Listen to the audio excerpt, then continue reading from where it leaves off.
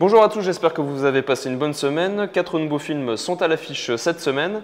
Le long métrage Party Girl, réalisé et écrit par Marie Amachou-Kelly, Claire Berger et Samuel Thiès. Le synopsis est le suivant. Angélique, une ancienne femme de joie, est demandée en mariage par Michel. Ils ont tous les deux atteint la soixantaine et souhaitent réécrire le prochain chapitre de leur vie ensemble. Mais comment construire un avenir qui ne ressemble en rien à la vie passée des deux protagonistes? Est-ce possible? L'attachement qui unit ces deux êtres sera-t-il salvateur? En voulant se déraciner de son milieu, Angélique s'attire les foudres de ses anciennes camarades qui considèrent son départ comme une trahison. Passer d'une vie marginale à une existence bien rangée choque les gens de son entourage. C'est ce déchirement et le regard d'autrui qu'elle va devoir affronter pour pouvoir naître une deuxième fois. Bien sûr que tu m'as manqué, sinon je ne serais pas là. Moi, je veux tout faire avec toi, comme un couple. J'ai peur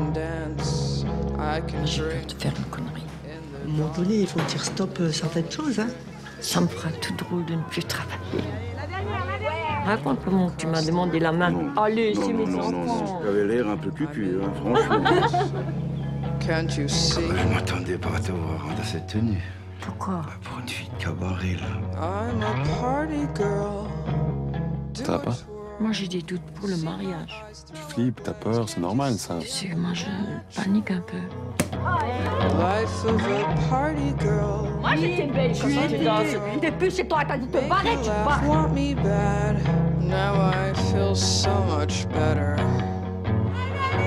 I used to be so fragile, but now I'm so wild.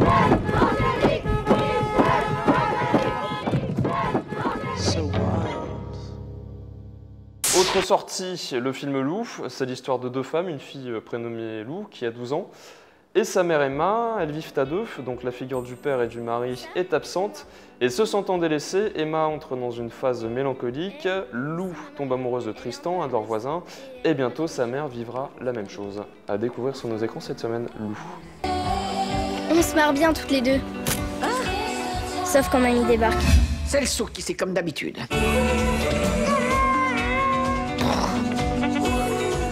Sinon, il y a lui aussi, le nouveau voisin. On l'aime bien.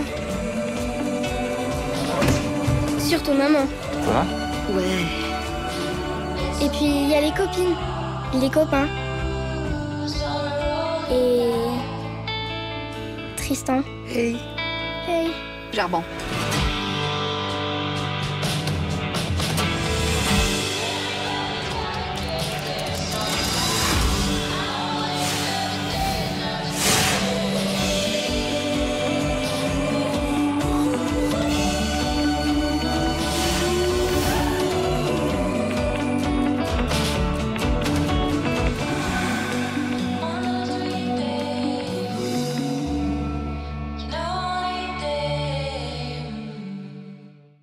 Également à l'affiche cette semaine, un homme très recherché avec au casting entre autres le regretté Philippe Seymour Hoffman. C'est un film qui s'inscrit dans la pure tradition des films d'espionnage, adapté d'un roman écrit par John le Carré. Le spectateur est immiscé dans une section d'agents secrets. On découvre les dangers à l'extérieur et à l'intérieur même d'un système shakespearien dans lequel les coups de couteau peuvent venir de partout. L'action se déroule à Hambourg, ville dans laquelle se sont entraînées les troupes d'élite qui ont conduit les opérations terroristes du 11 septembre. Et l'histoire est la suivante. Un homme d'origine russo-tchétchène fait son entrée dans la communauté musulmane pour récupérer la fortune suspicieuse de son défunt père. Les services secrets allemands et américains sont en alerte et se posent des questions sur les réelles intentions de cet homme très recherché. Kat, c'est assistante sociale pour terroristes que vous êtes. Vous avez franchi les limites. Vous êtes dans leur camp maintenant. J'ai peur. Je peux plus faire ça, désolé. Je suis pas votre espion. Tu es mes yeux, mes oreilles. J'ai besoin de toi. J'ai un boulot à faire et vous allez m'aider. Martha Sullivan, de l'ambassade des États-Unis.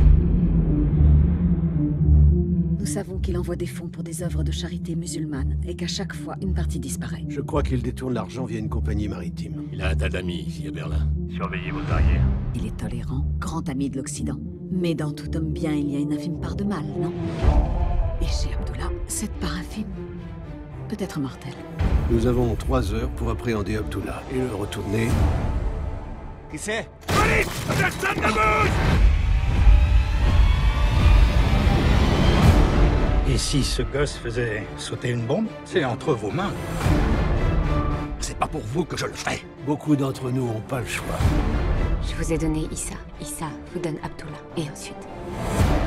Pourriez-vous nous préciser vos intentions à long terme?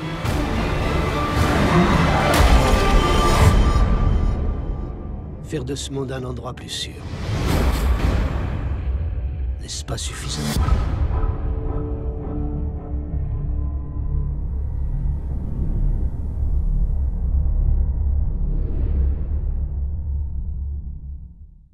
Et pour terminer le film Si je reste, œuvre que l'on pourrait qualifier de métaphysique, c'est un questionnement sur la vie et la mort, Eros et Thanatos, le couple éternel.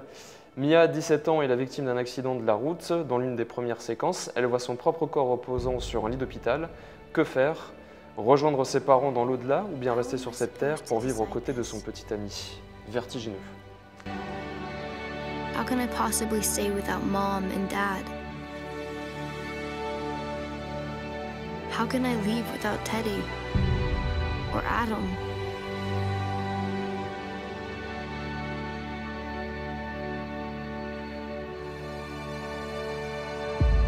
This is too much. I don't even understand how it all works.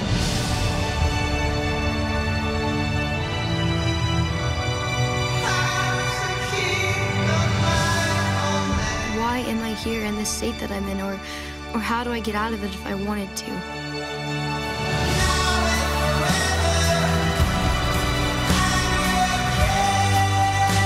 If I were to say I want to wake up, would I wake up right now?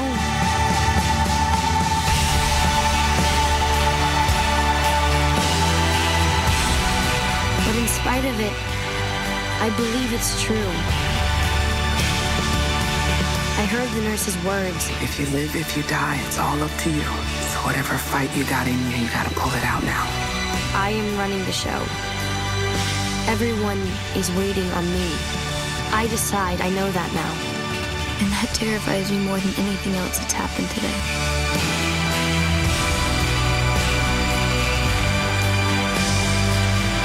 I'll do anything if you stay.